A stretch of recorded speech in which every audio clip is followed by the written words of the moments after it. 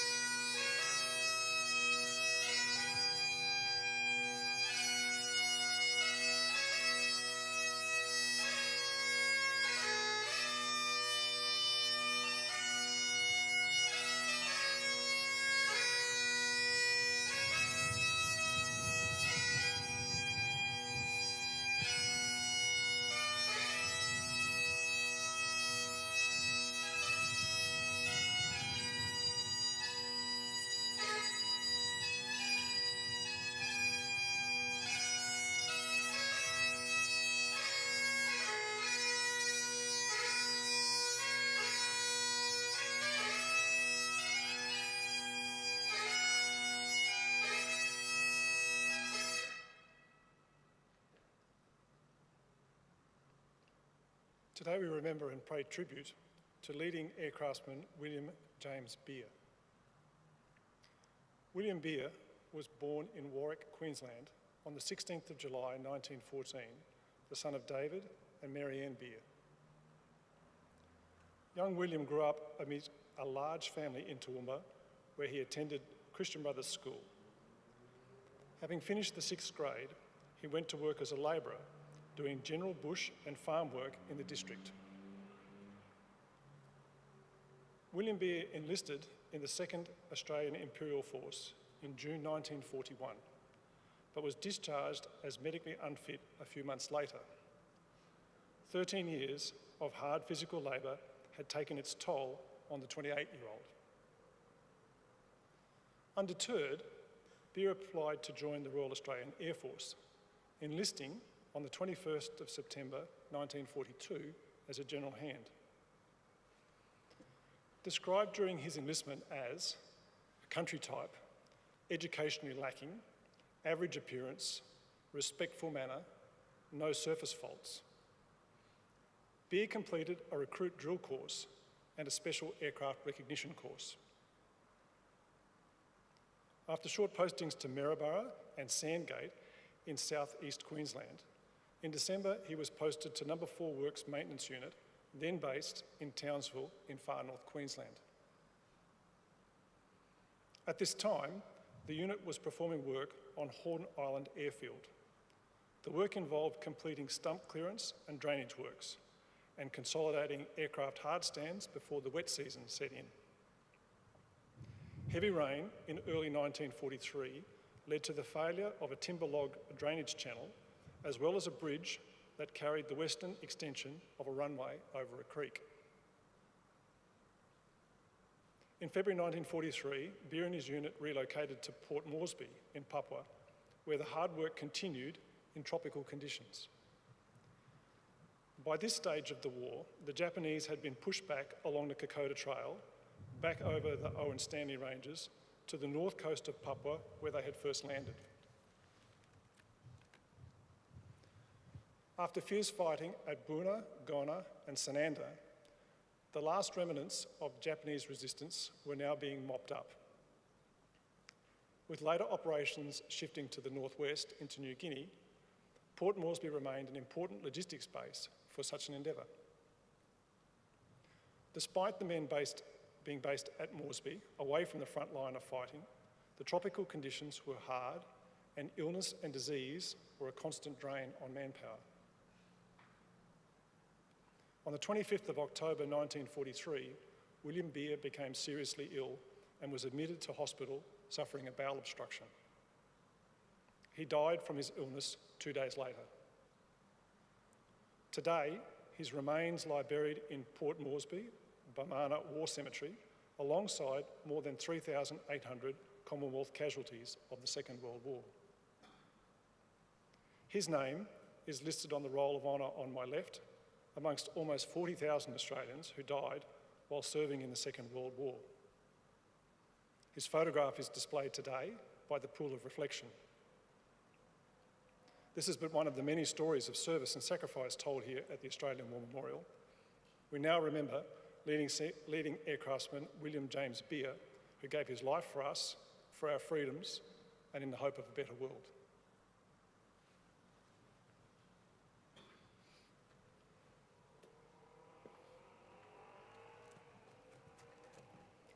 Please stand for the reading of the Ode and the sounding of the last post.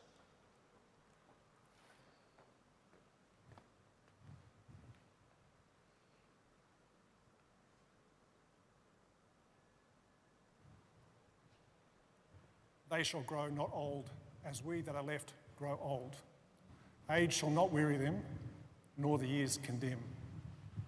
At the going down of the sun, and in the morning, we will remember them.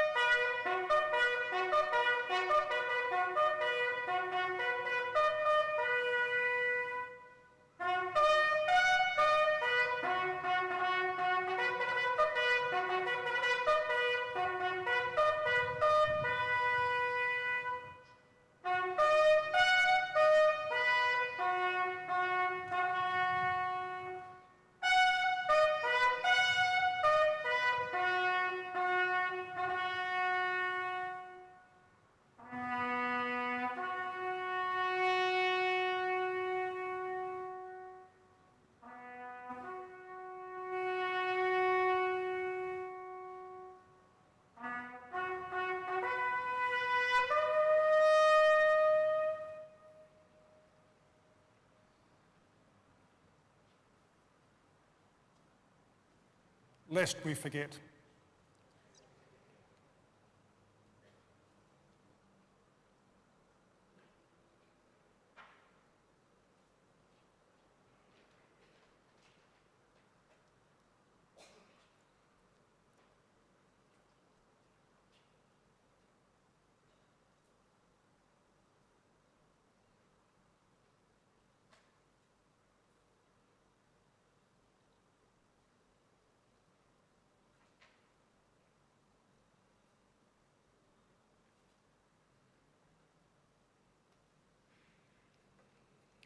We leave you this evening with the words of the memorial's founder, Charles Bean.